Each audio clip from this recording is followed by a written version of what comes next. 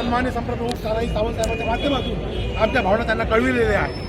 आणि नागपूर महानगरपालिकेत भ्रष्टाचार ज्या पद्धतीनं भ्रष्टाचार मागील 10 वर्षापासून भ्रष्टाचार माजलेला आहे, ज्या पद्धतीनं डांबर घोटाळा, सिमेंट रोडचा घोटाळा आहे, OCWचा पाण्याचा प्रश्न आहे, डम्पिंग यार्डचा विषय आहे, भांडीवाली डम्पिंग यार्डचा विषय, असे शेकडो विषय आहेत.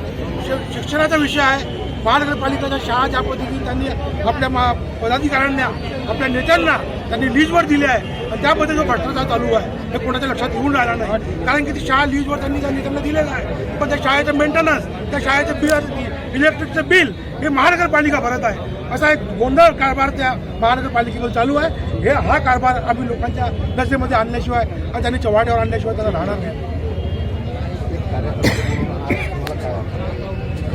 नागपूरमध्ये हा असा जल्लोष हा कधी पण झाला नाही. हा पहिल्यांदा नागपूरमध्ये संजीवनी म्हणून उद्धव साहेबांनी हा निर्णय घेऊन आम्हाला सर्वांना इतका आनंदमय करून टाकला आहे की नागपूर शहरमध्ये महानगरपालिकेमध्ये भगवा फडकलाच पाहिजे आणि फडकणारच.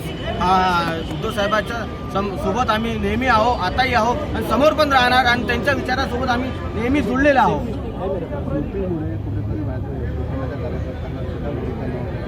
सर्व कार्यकर्त्यांना सीटावर याच्यावर काय बोलतो? आता सर्व कार्यकर्ता सीटं लढणार आहे.